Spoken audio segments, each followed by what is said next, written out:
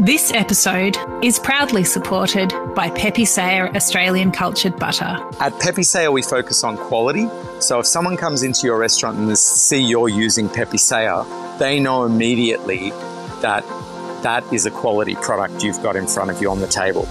And that comes from a decade of just doing quality butter day after day. For more information, go to pepesayer.com.au. It's the people and the experiences and the detail, the bar, the cocktails, how they're presented, the food, how it's presented, the whole theatre of it all. And I love turning a shitty shell into a piece of life. This is the Deep in the Weeds podcast. I'm Anthony Huckstep. We've talked about the leaps and bounds plant-based eating and offerings have come in recent years. But in the UK, the plant-based movement is much more evolved than in Australia, with an array of restaurants at all levels focusing on meat-free menus. Mildred's in the UK has been leading by example for over 30 years. Sam Anstey is the Managing Director of Mildred's Restaurant Group in the United Kingdom. Sam, how are you? I'm very good, Huck. How are you doing? Good. It's good to talk. It's summer over there. I know you've had a heat wave recently, but how is trade at the moment in the UK? You know, trade is, it's hard to say. We've had a good run. You know, I think we were on a good run to opening some more restaurants in February, and then we were hit with Omicron, and then it started to build again, and then we got hit with tube strikes and heat waves, and I think London's a lot less immune to big issues such as tube strikes, and that really does impact on the trade. But having said that, when we are on a good run, trade is good, and I think particularly us who are in the plant-based space, it's very, very exciting because, we can see the interest and the demand in plant-based eating, especially in London. Well, globally, it's just exploded, particularly in the last decade.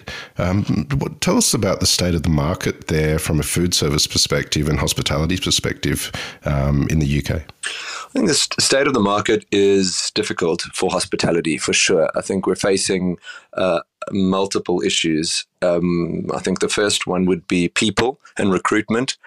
Finding the availability of great people and finding people and keeping people is a lot more challenging than in the last 20 years that I've been in. 22 years that I've been in this business. I've never felt it so challenging, and I think that most other businesses in the UK will share that. I don't know whether it's a COVID or a Brexit or a combination of everything, but definitely people is a I would say a key issue that I read about in other businesses, and it's a key issue that we face, and we've had to make some real big changes to make sure that we're retaining and motivating and doing things differently in this industry. I think the other issues in the industry at the moment is the rising cost of food product. Now, obviously, we don't use animal product, which I know is substantial increases as well with chicken and beef, etc. But, grain, the war in Ukraine has affected the price of grain, gone up by 35%. The cost of oil, just using cooking oil is vegetable oil has tripled. And then finally, obviously, you've got the increase in utilities. I think the cost of power and energy is, I know from personally in my home, I'm paying 3 or 4 times more than I would. So you can only imagine what a restaurant would be using to do that, and how we look at sustainability and building new restaurants so that we can avoid those costs is key at the moment as well. But I think, the rising cost of food, the energy crisis at the moment, the people is a big issue. And then I think what's coming next is inflation.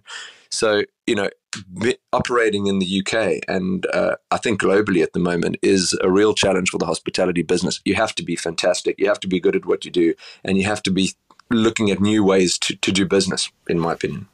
Well, Mildred's has been amazing at that over a couple of decades. Tell us a bit about the plant-based offering in the UK. It's quite a mature market. Tell us a little bit about the plant-based sort of market at the moment? Absolutely. There's, well, Mildred's to start is a 34-year-old business. I call it a 34-year-old startup because it was 30, it was vegan in the 80s. So you can imagine that the customer base in the 80s, 1988, was very, very different to the mainstream plant-based customer today. Way ahead of its time. So, I almost think that, our customer base has completely changed. But going back to the UK vegan plant-based market, you've got a rise in junk food, the junk food space. I think environmentally is the main inspiration for that. I think you've got a great level of university students, that generation that's growing and coming into the next wave of generation. They are very obviously environmentally conscious. They believe that, the planet is completely stuffed and that they still want to indulge in that greasy Five Guys or McDonald's burger. They just don't want to be eating animal. And therefore, you've got a rise of that junk food space, that mock meat, greasy, oily, not healthy, but it's a substitute for what they were eating before. They just want to be contributing to the planet. I mean, the figures that I read now, by 2025, 50% of the UK, which is a staggering number of people, will identify as flexitarian, which means they'll be actively choosing to have a plant-based diet majority of the week. That they may choose to still eat animal product, but it will be more occasional and less. And I think that's we can certainly see the volume of people coming through our restaurants. We just opened a restaurant in Borough Market. It's a 1,000-year-old meat, cheese, wine market. And we've got a 2-story plant-based building in the middle of this market. And we're fully booked, and it blows my mind, every day.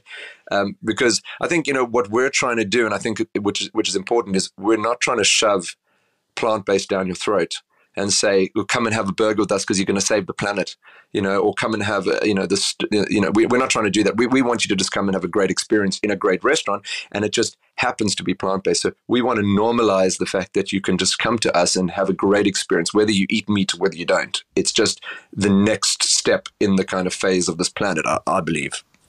Given the general acceptance has only been in the last sort of decade, sort of en masse of vegetarian and vegan offerings, 34 years is incredible for a vegetarian and vegan restaurant. Tell us a bit about the history of Mildred's.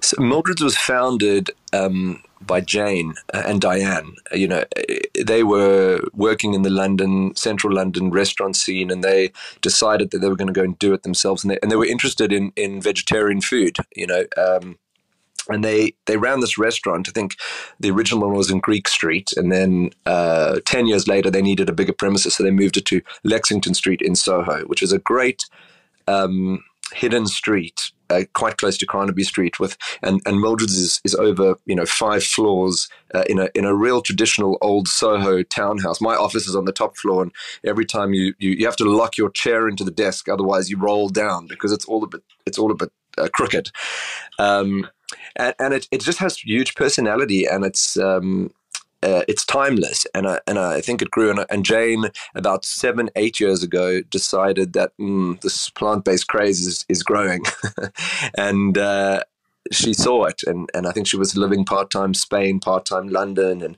and she decided no, that's what she was going to do. And she opened a site in Dalston, which is in East London, and King's Cross and Camden. And, the volume of the customer was staggering, in these restaurants with real low investment. But, it was all about the food and all about the ingredients. And it was, very, very powerful. It was traditionally not a structured and system led business that I was quite, that I'm used to setting up and building. It was done differently, and the people in it were different and creative and interesting. And I think that when I joined 3 years ago, and when I look at the business, the people, it's really to nurture that old school talent that was very, very unusual is a key focus for me, because they're just a brilliant bunch of people, very creative, especially the food development team. I want to explore the offering of Mildred's and a little bit further. But take us back to when you were young. What sort of role did food play in your life? So I grew up in Cape Town. I don't know if you've ever been to Cape Town, but it's a beautiful, sleepy city on the southern tip of Africa. Amazing place. And I grew up with in a great kind of entrepreneurial family.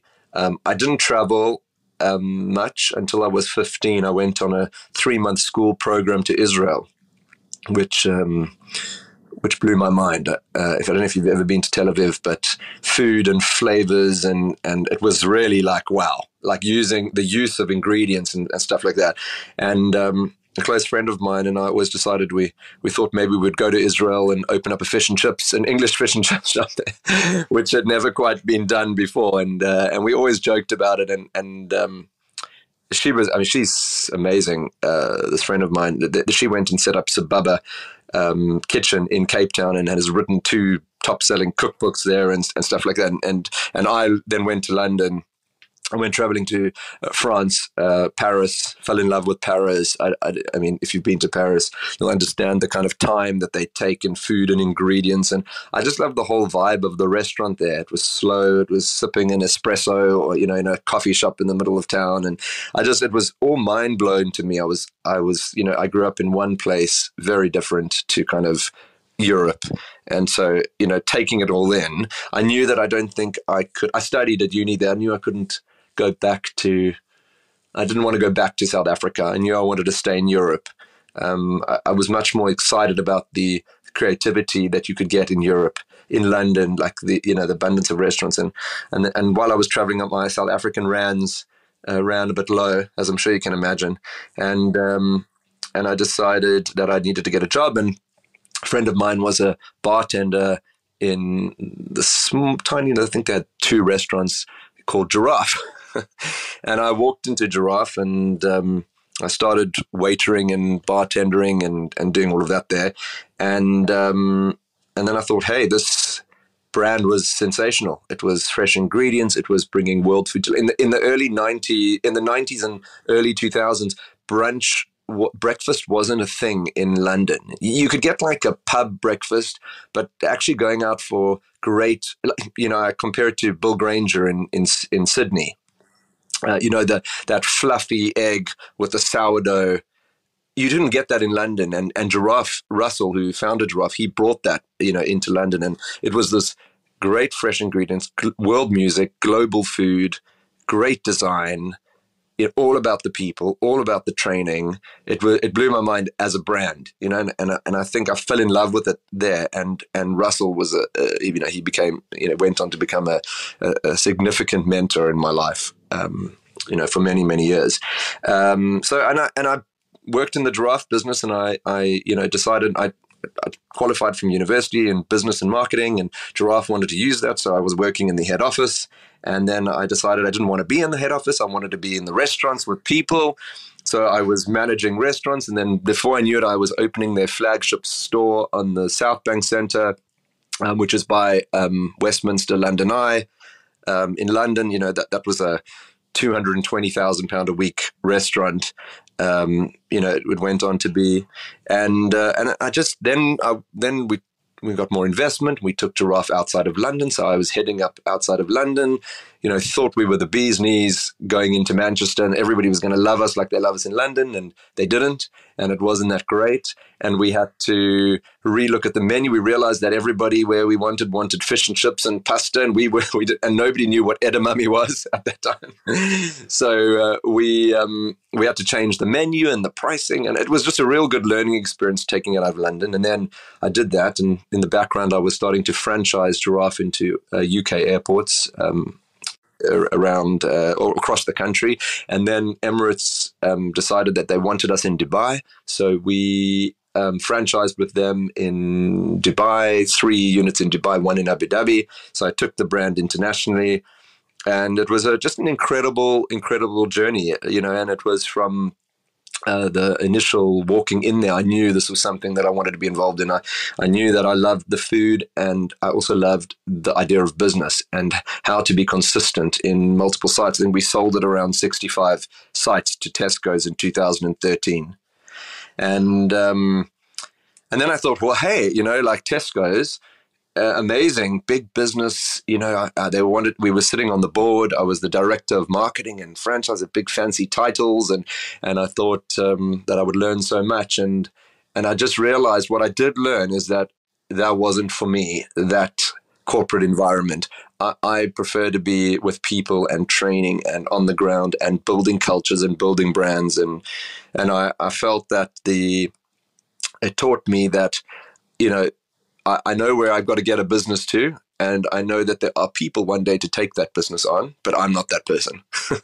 I needed to be, starting from I love being on the floor. I love, talking to people, and when you get to a certain size in the business, that was lacking. You were removed from that, I felt. So then the founder of Giraffe, Russell Joffe, took me and said, hey, he's got a business with his son, one restaurant in Crouch End, and we wanted to grow that business. And we created a concept called Bob's Cafe, and we opened we did 5, it was a 5-restaurant group. But Russell was living in Israel, and it wasn't, I don't know, it wasn't a brand that I probably had the same kind of passion about as I did when I walked into Giraffe, and the partnership wasn't motivational for me. And I think I felt that I was missing something. The puzzle didn't fit. But I did this with Russell for about 5 years, and he was a huge inspiration. For me, he was old school hospitality. He wasn't about the P&L and the accounts. He was about the music and the taking the coat from a customer and opening the door and making sure that every single detail in the business was there. And he was a driver of standards, and he taught me, pretty much everything that I have today. He passed away sadly in February 2020, and even today, I don't think I make a decision without having him in the background and consult him and think, what would have Russell done in this situation, But and I have him in, I walk into restaurants and I have him still shouting in my ear saying, this doesn't look good, and why is that light bulb dusty, Anyway, so I think then the partnership,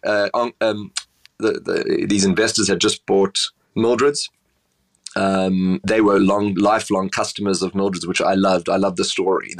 They grew up in London as Hindu vegan, and they were customers and as kids as Mildred's, and they grew up with it. And this is incredible because when you talk to them, the passion they have for this business is amazing. And this is what I connected with, is they were part of that crowd where their friends would say, hey, let's go out for dinner on Saturday night. We'll go to TGI's or we'll go wherever, and there'll always be something for you on the menu. And they always ended up having the bowl of fries and the bean burger, and they were segregated in a way because, they never ever went out enjoying what they wanted to do until they found Mildred's. And the word that they used to describe Mildred's is freedom. They felt like they could come into this restaurant and be free, free to have whatever they wanted on the menu. And imagine that. And it puts you into that position of growing up plant-based, for religious reasons or whatever the reason is. But like you never thought about that person that, couldn't, when you were all going to, a burger restaurant, couldn't have what you were having, but still wanted to socially be with you.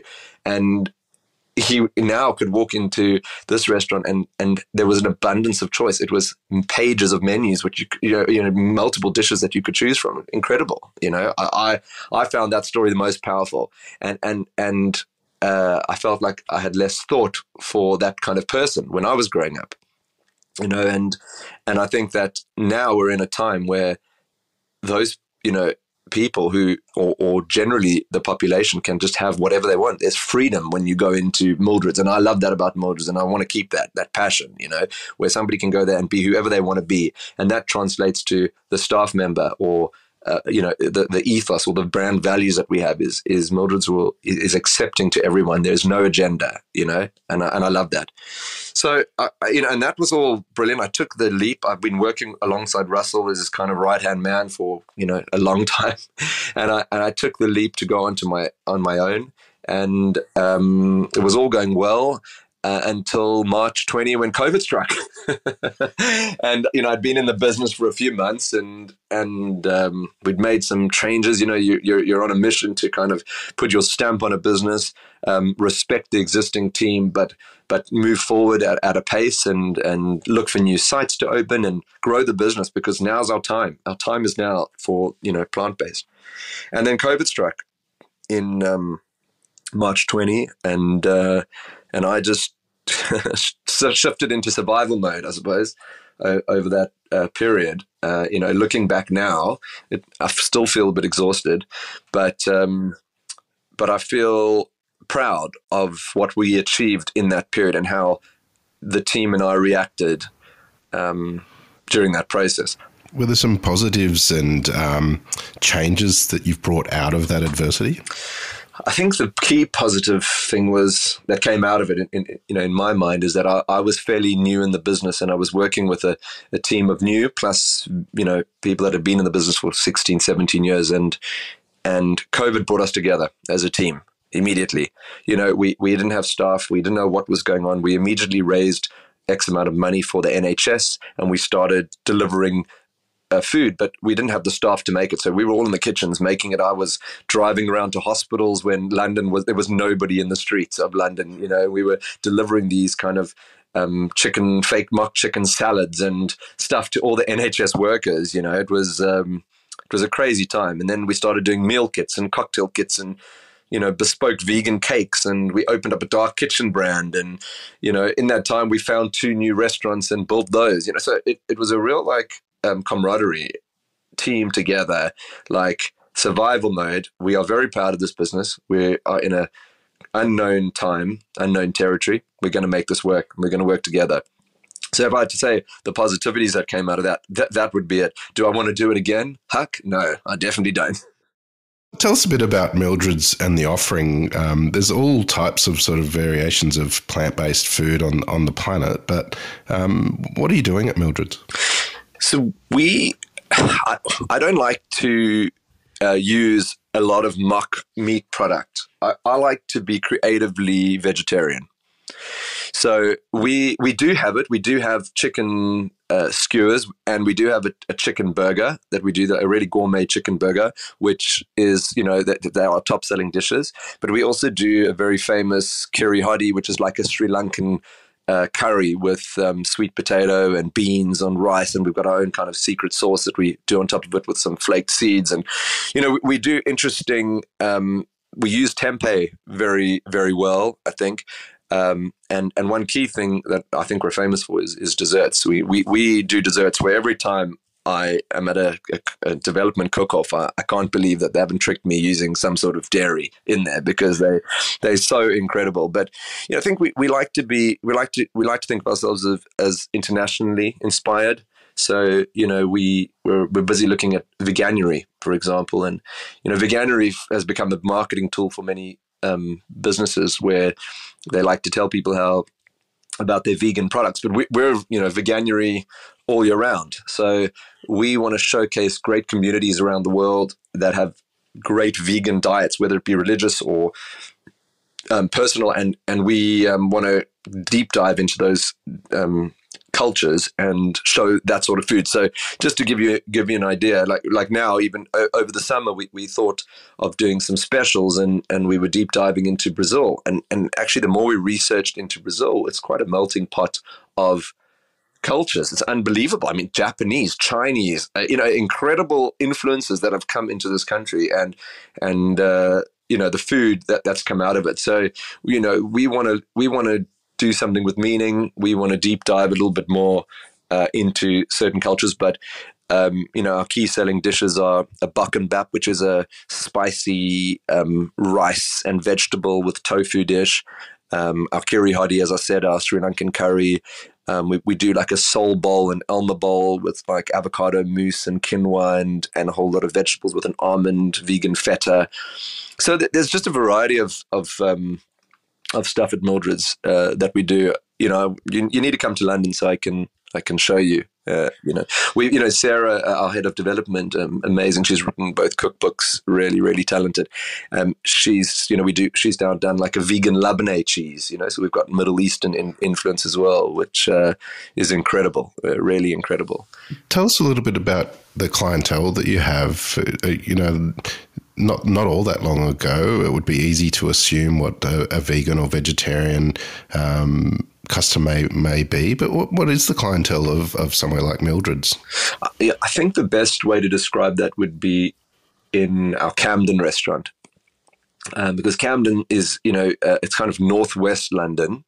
It's got a big tourist market, it's got a big local market, and it's quirky, Camden, but it's also on the got an edge of being accessible by residential customer. So if you sit in our Camden restaurant, you look around, which is why Mildred's is so interesting, is you'll find that customer with the big earring and the tattoo and the piercings and that cool customer, and then you'll also find a Jewish older couple, kosher, that don't eat meat at meat restaurants, that are want to eat at a purely vegan restaurant. You'll have Hindu customers. You'll have all ages, really. You'll have families, you'll have couples, you'll have yoga moms, it appeals to everyone. I think that the kind of flexitarian market, I would say average would be 25 to 35-year-old, but with Mildred's, you can never guarantee that that's your customer base that you're looking at when you're in one of the sites.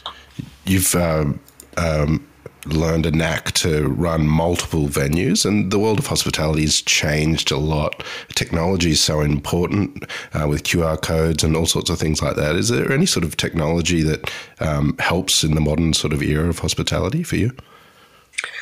So for me, technology must make the guest experience better. We shouldn't be doing it just for the sake of doing it. So, for example, two types of technology is we use the iPads at tables, which help the speed of service, and especially, opening and closing with COVID, with staffing, levels, it's helped us a little bit. It also helps the waiter run less to the till. So if you're taking an order from the table, historically you've got to run back to the till, put that into the till. We don't need to do that. So the waiter can just take an order and then move to the next table, talk to them, and take the orders. So there's one aspect. The other aspect is the pay at table. So I hated the idea of a QR code, but they do work the best. And we tried to find independent ways of putting a QR code on a table that didn't look like you were in, like a chain. So we've got these like natural wooden kind of blocks on the table with this, copper plate on the top that has the QR code embedded into that, which looks a little bit more like the salt and pepper. It looks a little bit more elegant on the table. So, that would be a way in which they can, where that's helped us is with allergen information. So you can scan that QR code and you can get, we've got a huge demand for allergen information, not only for intolerances and allergies, but also for specific diets like the Jain diet, which is eating no vegetables from the earth, because obviously they can be infected. They can be affected by worms, or it's the disruption of killing animals by taking those vegetables out of the ground. So there's a big following in our restaurants of Jain diets, where there's only certain vegetables they can eat, and they want to know what those are. So the information in a Mildred's menu is critical. So we can get that now on a QR code, and they can actually see a detailed allergen analysis, and then they can pay at the table as well, which is showing that we're advanced in technology, and I think it's quite fun to do. And it also, if there is difficulty tracking somebody down, which I never like, I always want them to be there, but in reality, if there is difficulty tracking somebody down, somebody can pay, split the bill, and use all of that, which is, I think it's great. I think right now we've got about a 20% uptake in people paying at table. And in order to do that, we get their email addresses and data, so we can communicate to them and try and push another visit. But overall, it's been received well, the way in which we've done it. So I think that in those two examples, technology has helped. Is the technology that you're talking of, is that Mr. Yum, and does that change operations and help with staffing and things like that as well?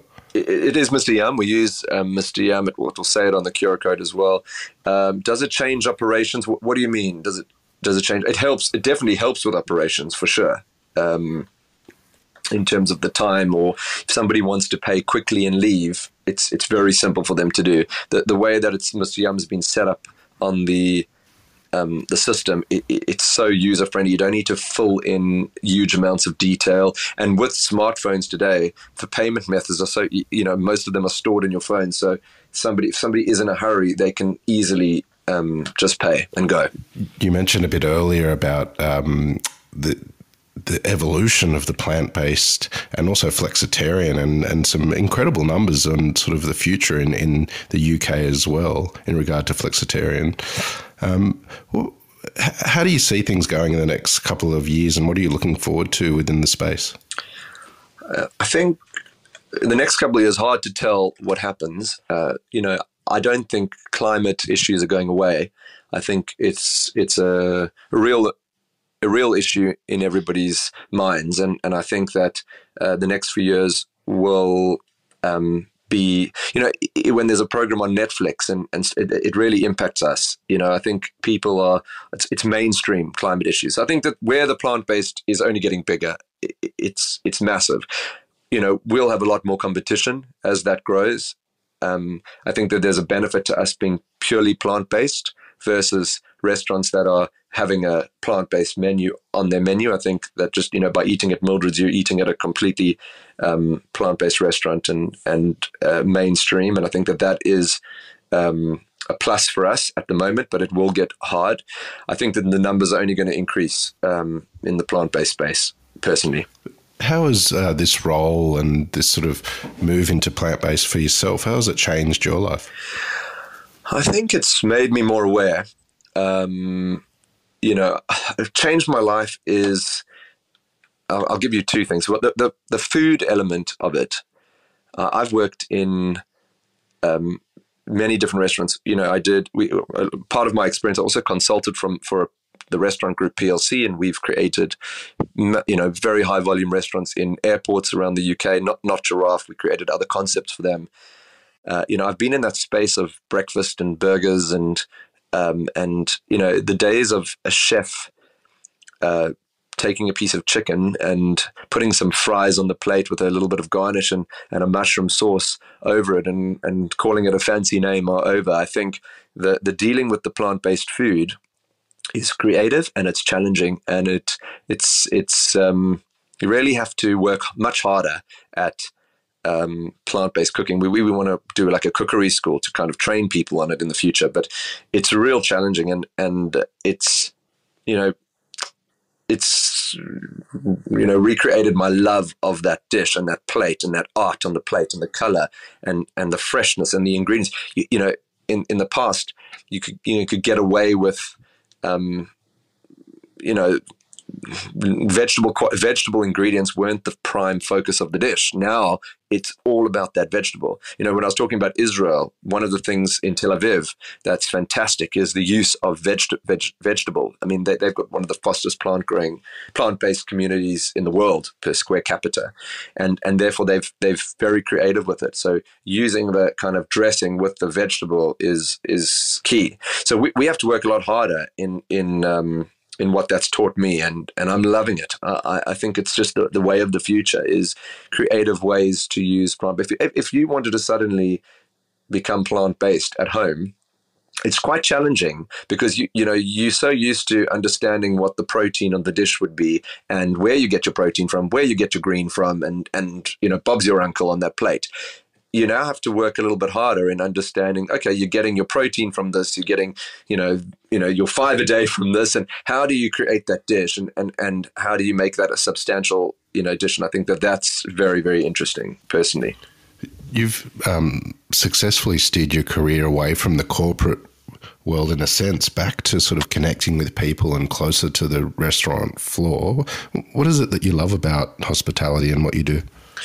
I love looking at a shell of a restaurant I went to look at a new site yesterday. I'm looking at this. It's a concrete block, right? And I'm imagining what I could turn this into, right?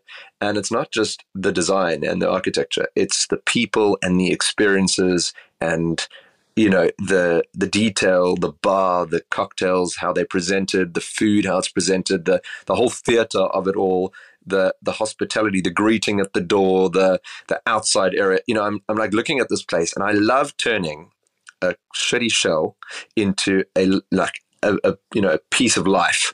You know, I think that's it, and that does not happen from corporate boardrooms and, you know, no offense to that, but it doesn't happen from that. It happens from rolling your sleeves up and being on the ground and creating magic moments to guests and people. And the only way you're going to get that is by recruiting and building a team of people. I've got an amazing operations team, you know, behind me. They work, they're tenacious. They don't give up, as seen from the COVID, but, you know, and especially seen from creating these 2 new restaurants that we've just done on top of the existing 4.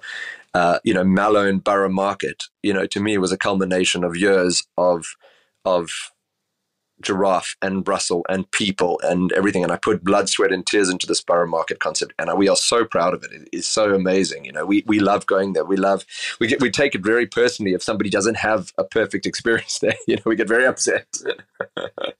So, you know, so yeah, I hope that answers that. Well, Sam, it's an absolute honour to have you on Deep in the Weeds today to hear your story, and congratulations on what you're continuing to build over there in the UK. Please keep in touch, and we'll catch up again soon. Well, please come and visit. It's been a pleasure. I hope you found it interesting. I haven't really reflected on it. I just put my head down and work, and I hope it was interesting for you. This is the Deep in the Weeds podcast. I'm Anthony Huckstep. Stay tuned as we take a deep dive into the lives of the incredible people who ply their trade in the food and hospitality sector. Special thanks to executive producer Rob Locke for making this all happen. Follow us on Instagram at Deep in the Weeds Podcast, or email us at podcast@deepintheweeds.com.au. Stay safe and be well.